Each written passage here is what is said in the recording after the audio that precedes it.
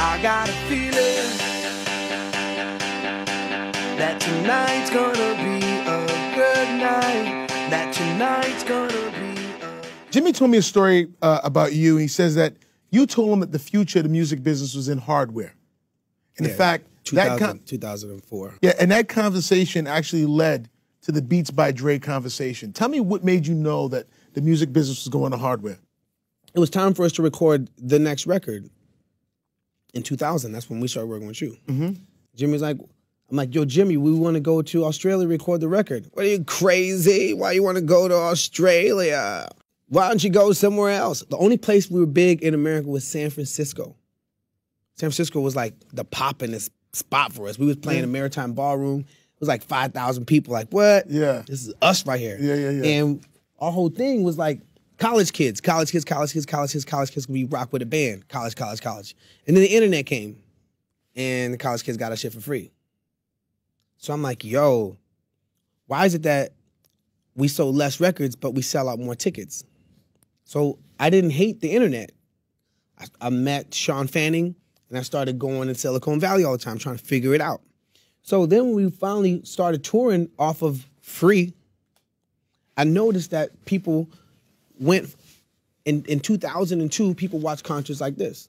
In 2003, they watched concerts like this. Only because the camera on the phone.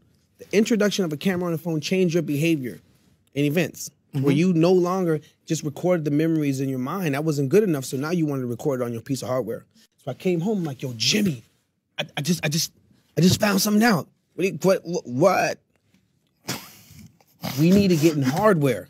So I was with will.i.am one day, and he says, you know, the record business is all screwed up. We're losing money. Jimmy, hardware. So I said, Will, what are you talking about, hardware? He says, hardware.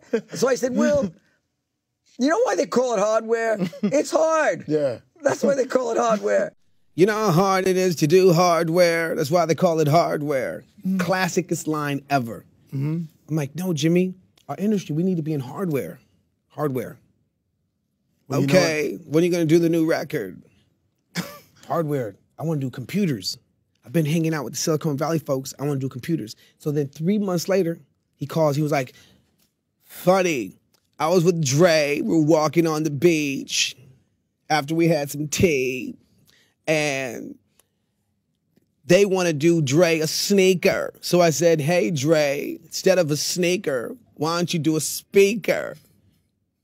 LMNOP, it's only 2 letters different. I'm like, that's how they started doing freaking beats. He was like, you want to be involved? I was like, I don't want to do headphones. I want to do cell phones. I want you to be involved. So I started consulting early on in 2004. He says about that. I mean, Will, you have done so much to the industry. It's time you get credit for all that you've done to help change music. You've been a big contribution to Interscope, and Interscope, out of all the record companies, have been, I'd say, the most aggressive at embracing culture and putting culture on a platform. And you've been there the entire time helping push that forward. Yeah, it's a great time right now. As messed up as it is, I remember 5 years ago, in our behavior as a culture, we used to go to MTV, and right across you would see Virgin Megastore, and people line up every Tuesday for new music. That's gone. That's like dead. And it's a sign of a sign of time. It's a shift that's happening in culture where music, it ain't about selling it. You ain't supposed to sell it. It was never supposed to be for sale. It's supposed to sell other things, right? And we forgot that our industry was always based on technology, from RCA's gramophone, which is now our Grammy Award, to EMI's microphone and RCA's microphones, to EMI's reel-to-reel tapes, which were recorded in and reading magnets that read information stripped on tape. It was always technology. We forgot it was tech. And we just turned into marketers and forgot that we were selling hardware. And now we're selling somebody else's hardware. And we all go to those charts to see who's #1 on iTunes, not knowing we're selling Mac products, which is great. So when I say I ain't did what I did yet, I see some things that our industry, people in our industry don't see. Artists don't see. Will, thank you for coming on the show today. I am Steve Stout, and this has been The Tanning Effect. I got a feeling that tonight's gonna be a good night. That tonight's gonna be